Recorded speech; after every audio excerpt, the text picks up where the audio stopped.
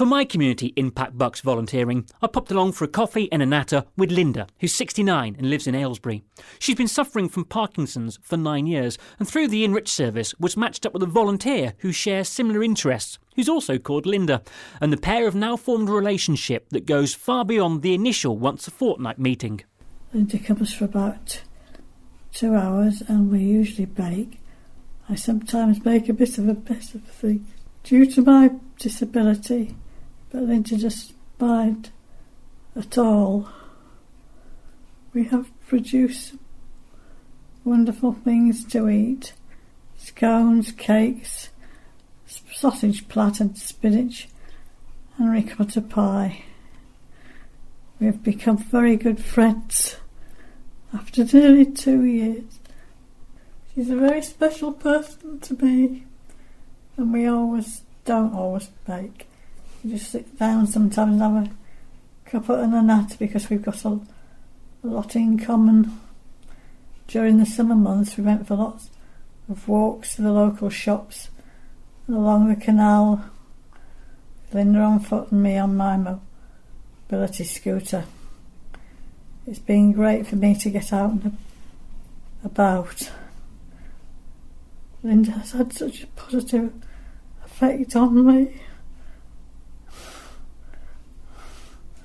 and has changed my life so much, in that I feel valued, happy and useful once more. As I said to Jenny, my life has been enriched by Linda, my volunteer and my friend. I also spoke to volunteer Linda, who explained more about what she does and why she does it. Originally, the remit, if you like, is that if you can give an hour or 2 hours once a fortnight to somebody, then that's all that is asked of you. But as Linda's and my relationship has grown, we've become more than just that befriender, and we're friends, we're great friends, and we do a lot more. We go out, we go for walks in the summer, we go to garden centres, and sometimes we just sit and chat over a cup of tea and put worlds to rights and share worries, fears, our family life, as friends do. Yeah. So what first attracted you to do this, and how did you find out about it? I used to work for a company before I retired in outplacement, and part of outplacement was also offering retirement advice, and I just happened to be looking through the manuals and I saw Do It was one of the areas that they sort of suggested people looked at, and so I thought, I remember that, so I googled it and I looked on Do It, and it took a little while because I just couldn't find one that I sort of clicked with. And having recently retired, I needed to do something. I needed to get out, and there's only so many cupboards you can clear out and so much gardening you can do. So I needed to do something, and also just to give something back. So I just found Do It. And I saw this advert for Linda, Linda's request, and that was it. We clicked. You mentioned giving something back. Obviously, it's important for Linda, but how important for you as well to do something like this? Very important, because having lost my daughter 4 years ago, and retired at the same time, there was a void in my life, and I've always worked in roles that I was with people. I worked in hospitality, I worked in education, so I was always needed. And suddenly there was this loss, I lost part of my family, I'd lost my responsibilities at work, everything. And I thought, I've got to do something. And so I sat at home for about 18 months, feeling, a bit sorry for myself. I thought, pull yourself together. And hence I suddenly twigged, gosh, at work we used to have that book, and Do It, and that was it. And I I just enjoy it. And I volunteer in the Enrych bookshop in Risborough. So those two things together have filled my life and made it look a bit brighter, actually. And it does make you feel good. It makes you feel as though you are giving somebody else, particularly Linda, a chance to have a bit more in her life. So just finally then, if someone's thinking about doing something like this, what would your advice to them be? Oh, I know what I did say, and I don't know whether I should quote this, but I just said, get out of your shell and get out of your little life and your tunnel life and think about others and get out and do it, because you get so much back from it.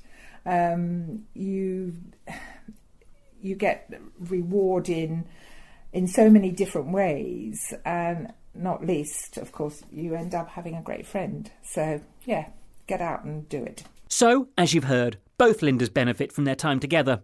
Jenny is from Enrych, and she says the service can only produce success stories like Linda and Linda with your help. We do the sort of matching up, but if we had no volunteers, we wouldn't have anything. We wouldn't have the day-to-day people going out for walks, people playing chess. It just wouldn't happen. And how do people get involved if they want to?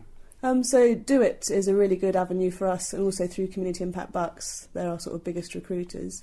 So people can Google sort of Do It, Community Impact Bucks.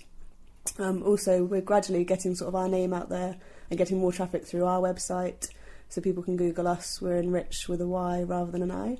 And also word of mouth. A lot of our volunteers love to talk about what they do. They find it rewarding. Tell their friends, tell their family, and other people come forward. I was going to ask Linda, actually, do you have to vet people, or anybody can just apply? There's certain sort of rules you've got to go through to do a job like this? There's a small amount. It's very easy to volunteer, and we try and keep paperwork to a minimum. So normally if someone comes forward, we do a DBS, which used to be called a CIB, which is probably fairly standard, collect a couple of references. But normally if someone inquires, that would take a couple of weeks, and then they'll be volunteering. And presumably what you need to volunteer is a bit of time and just that want to help somebody else, that need. You don't even need to be an expert. We look for volunteers to do photography or to play chess, but you don't have to be experienced in it. You could be a complete novice, and often the person who's doing the activity knows how to do it, and they'll teach you, so you can actually learn something at the same time. And I guess for you, and you come on a day like this and you hear Linda and Linda chatting and you see what goes on, must make your job very rewarding. Definitely, yes. Every day is different, and every person we meet wants a different activity, so you're always looking into all sorts of things. We have people that go air rifle shooting, who want to do swimming. So it's once you see someone actually get there, and they tell you about what it means to them. So if someone, it's not just about going for that swim. It helps their mental health, their physical health. It's all encompassing. So yes, very rewarding. And presumably going forward, what you need is just more and more volunteers to come forward. Yeah, more volunteers. Also members. We're open to more members. So if people need support, if you're looking to do an interest and there's a barrier in the way, we're looking for more members. But yeah, definitely we need lots of different volunteers. So if you've got a hobby and you want to share it and you've got an hour or so a fortnight, then yeah, come forward. Interesting you mentioned members as well. I guess sometimes people won't come forward. It's hard to reach out sometimes, but you are here just for that very purpose. Yeah, I think people often think, I have my carer, that's fine. And I think people don't realise a service like ours exists. So if you do have a hobby that you've not done for years, or you've got an interest that you've never actually managed to get around to trying, get in touch and hopefully we can help. And of course it's a free service from that point of view for members. Yeah, completely. So we have to pay for activities. If you go for a swim costs the money, but when the volunteers involved, their service, they're coming to see you, they're doing the activity is free. Yeah. And we also do some social activities as well. So we have a regular pub lunch, pub evening. So if people aren't sort of looking for a volunteer, they don't want that one-to-one, but just want some social contact, we do some trips and things like that. So yeah, get in touch. If you have a few spare hours a month and you'd like to share your interests with like-minded people and make a new friend in the process, you can find out more at volunteeringbucks.org.uk. And my thanks to Linda for inviting me into her home and sharing her story.